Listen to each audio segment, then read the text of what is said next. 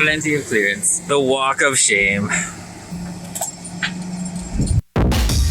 So the plan is to do all the Porsche maintenance, do the oils and the trans and the major service items, just to, you know, keep it running really well. The car is in amazing shape, so just to honor it and give it the love and attention it needs. All right, the parts are in. Rock Auto. We are going with NGK coils and NGK iridium plugs. Porsche recommends the Baru or Porsche OEM parts, which are made by Bosch. I've used Bosch parts in the past on the Drift Beamer. I find that they tend to fail and not last as long as I like. People seem to recommend the NGKs.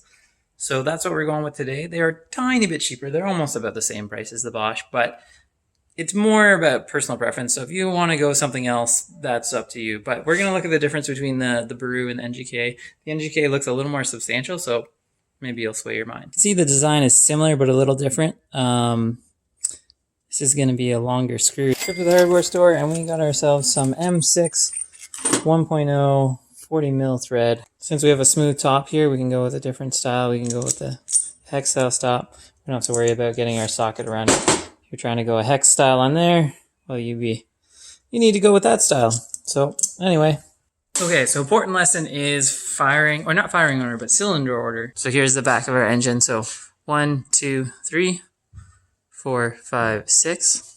This is number 5. This is one of the cylinders that was misfiring. I took it out. I don't see any cracks or any visible damage on it. And the spark plug looked okay too. We'll see.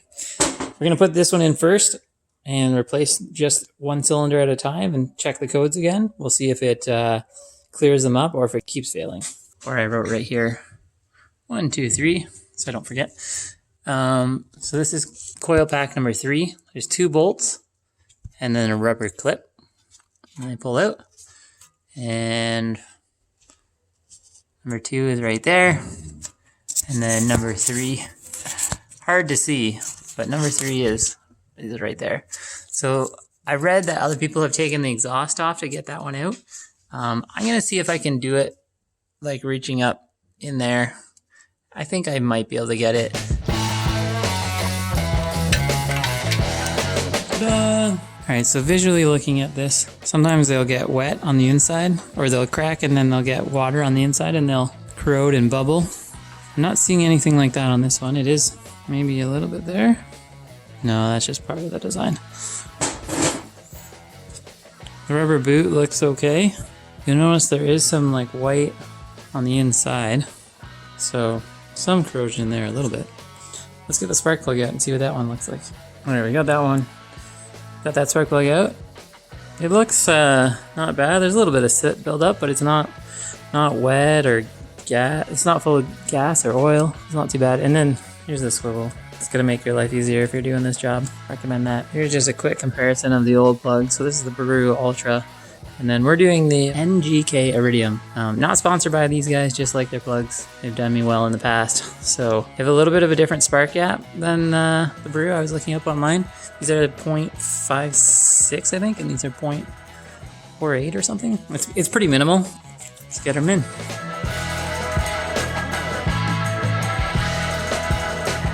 All right, so to get these coil packs out, so here's our coil pack.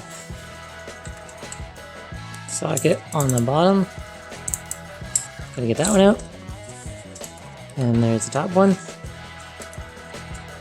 Look at that close-up shot. So you take this rubber boot off. So you just slide it up like that.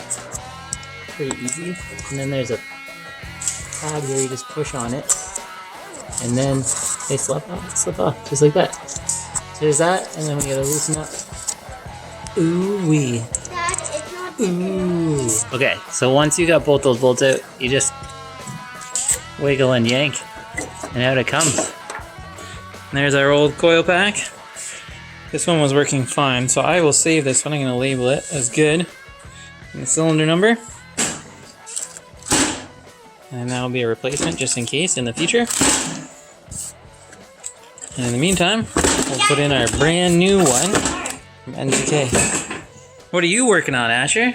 Magnets. Cool. Very cool. All right, little update. So to get the very front one, this would be number 4. I had to take the exhaust off. it was hard to get the one bolt out. It was too hard, but it's only a couple bolts to take this out. These 3 bolts, and I think there's like 5 or 6 down there. So I'm gonna put that back on and wrap it up.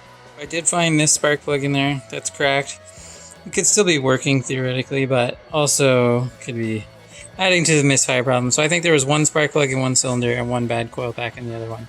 But now it has all new coils, all new spark plugs, which is part of the major service that's happening at 150,000 kilometers. So hope that is helpful for you if you're trying to change your coils and spark plugs.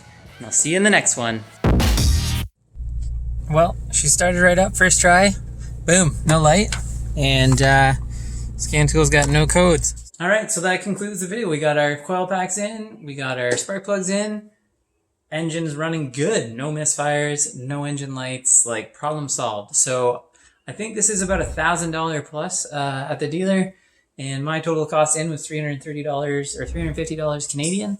That's with parts shipped to my door. So, and it only took probably an hour or 2. Definitely a pretty easy job. Definitely recommend you guys doing it yourselves. So anyway, get out there, get wrenching, and I will see you guys in the next one. All right, thanks for watching. Did you know you can get Octane Monkey gear at octanemonkey.com? That's right, we got shirts, hats, stickers, even car parts. If you like this video, hit that like button. And if you want to see more, hit that subscribe button.